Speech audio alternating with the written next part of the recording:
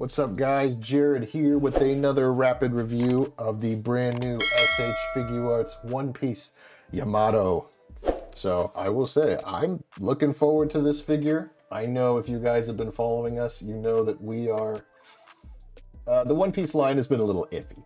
So we need some heavy hitters. We need some really good stuff coming out. And luckily, I do think this might be probably the best figure yet from their lineup. I mean, it's not saying much, you know, let's be honest. But, you know, let's get right into it with the articulation. And, you know, afterwards, you guys can let us know what you think. Is this their best attempt so far, or do we still have yet to hit the mark? So, starting with the top of the head, her braid up here is on a hinge joint, which is very nice. And there's another joint down here too that you can move around. So you can get it in all sorts of like windswept poses. That looks really good. Her head is, let's see. So there's a hinge at the base of the head. And it pegs in so she can look with the neck movement at the bottom. She can look about that far up, which is great. She can look about that far down, which is nice too. She will need to look down because she is a tall figure. I'll post some pictures of her with another figure, but it's appropriate to the manga and anime. So going up to the shoulders, she's got a butterfly joint and a hinge in here, so she can get her arm all the way up here. And it can come forward a little bit, backwards, pretty decent amount actually. You can work with the butterfly joint in the shoulder up here to get it moving. She got a bicep swivel. In fact, you might actually use the cut at the shoulder more, honestly. Going down to the elbow, we have a double jointed elbow that works beautifully. That looks really nice. Pause it. Sorry, I had to adjust the lighting, guys. Going back to, she just glows. I mean, she's a very glowy figure. She looks good. I think she looks great. So double jointed elbow. She's got a hinge at the wrist, so that can move about any way you need it to. Going to the torso, there's a hinge up here and a joint down here below, so she can go forward about this much, which is pretty good actually. Go back about that far. Not bad. You do get a little bit of gappage in here, but that's really not too bad.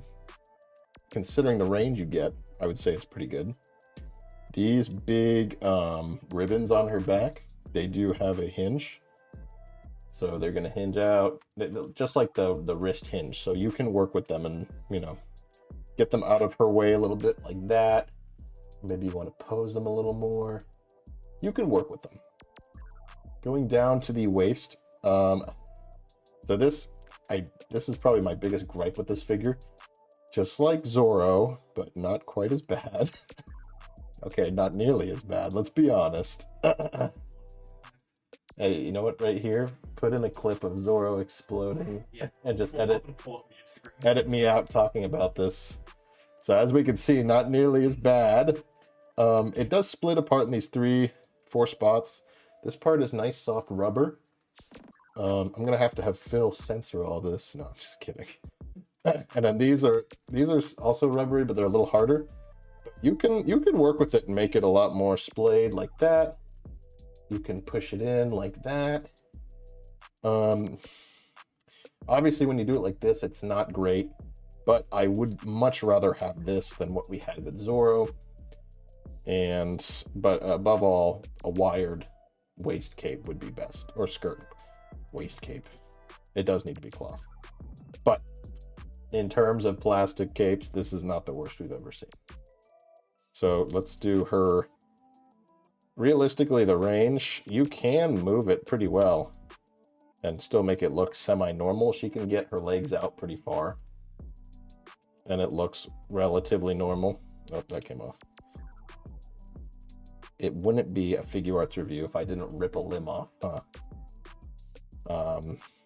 Yeah, okay, but you can do a full split. Sorry for exposing you, Yamato. Yamato, my sweet Beast Woman. You got to cut up here. This is actually, I was kind of surprised by this because this is like a regular cut. Normally Figuarts has to like do something crazy, but this is just a regular die cut. She's got double jointed knees. You'll have to forgive me for working around the waist cape, but that works pretty good. And she's got pretty good ankles down here. They're gonna go up about this far, back about this far. And since it is, you know, just an ankle rocker, it's a little finicky, but you can work a rocker out of it. Just take a little, there it is. Gotta be a little finicky with it, but that's okay. I'd rather have that than nothing at all. And then the toes, you get a nice toe hinge for all the toe enjoyers. Just kidding. If you like that, you need to leave. But yeah, so the articulation here is pretty good. And if you've seen any of our other One Piece videos, you'll know that in terms of issues, she doesn't have a lot of them. So it's a nice surprise here.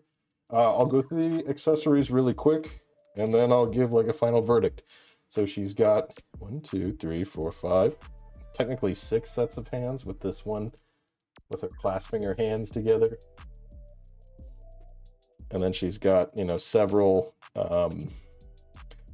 gripping hands to hold her mace.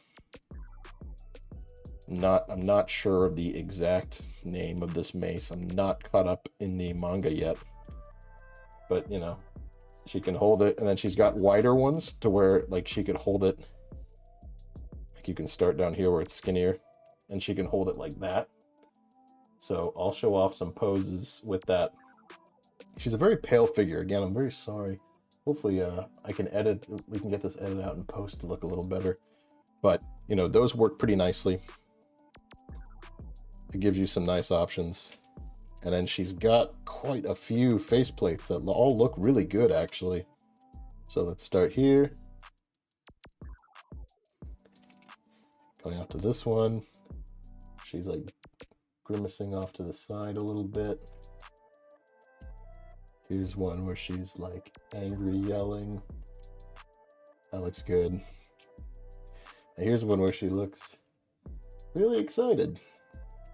And of course, you get the Luffy Build-A-Figure parts, as we've described them. Very fitting face for Luffy. So that'll be a nice addition to the figure. Should those parts come with Luffy? Yes, that's a topic for a different video. Overall, I'm pretty happy with this figure. This is probably the strongest figure from you know, Figuarts' or Bandai's One Piece line yet. Obviously, I have a few gripes with it, as we talked about the cape. These kind of get in the way a little bit. Could we have maybe seen some more accessories? Yeah, we probably could have. Like maybe some, you know, like hockey energy effects or something. You know, the wrap around like her mace. That would have looked really nice. Let's talk about the price. The price is rough. She is a tall figure, don't get me wrong, and she comes with quite a bit of things. But the MSRP on this is between like $80 and $90. I think that's way too much for this. I think if she was around 60 to 70, let's say at a high point in this, you know, modern age, $75 for this figure, I think would be relatively fair. I mean, Phil just showed me $95 on Big Bad Toy Store. Hell no. Put on Amazon, put a picture on Amazon right here. I think it's like $82 right now or something. We'll put a picture up on there. So overall, I am very pleased with this figure. The price weighs her down, her cape weighs her down, and you know, accessories weigh her down a little bit, but not by much. So overall, I'm going to give Yamato, you know, just because there's improvement with the One Piece line, I would be very generous and give her an 8 out of 10. Whoa. Just because, you know, Bandai has really shown some improvement between her and some of the other figures. Now, if Zoro and Luffy were like perfect, she'd be a 7. Solid 7.